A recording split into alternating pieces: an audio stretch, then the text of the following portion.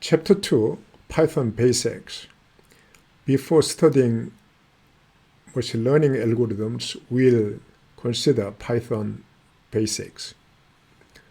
Why Python? For programming, a good language must be easy to learn and use, and also it must be flexible and reliable. Python has these good features, and moreover, Python is used extensively in data science, and it is handy for web development, and also have vast libraries support. And it is one of the fastest growing program languages. In fact, Python is the fastest growing program language in tech industry. However, Python is slow, and Python is slower than MATLAB, and MATLAB is slower than C. So you have to do something to make it faster. And here, speed up can be done through using packages if available, and try to use functions built in with NumPy or SciPy. And also, you may try to use some C implementation so that compiled C code can be included in Python code. Then you can make easily 100 times faster than Python. So it is really best choice for speed up.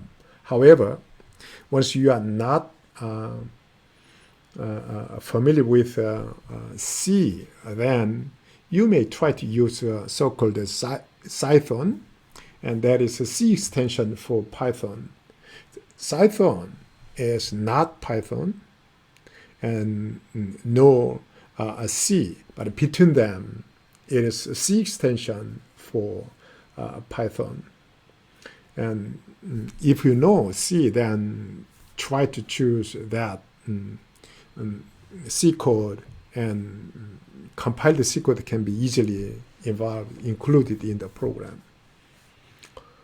Okay, here, and the library NumPy will be used for your machine learning algorithms.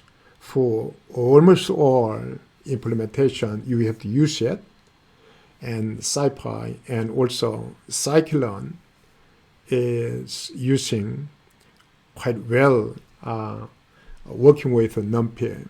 But NumPy is designed for MATLAB-like implementation, so that quite similarly as in MATLAB, you can implement a Python program. And here, the Python can be used as convenient desktop calculator, and you set up the startup environment and use Python as a desktop calculator. This is my example.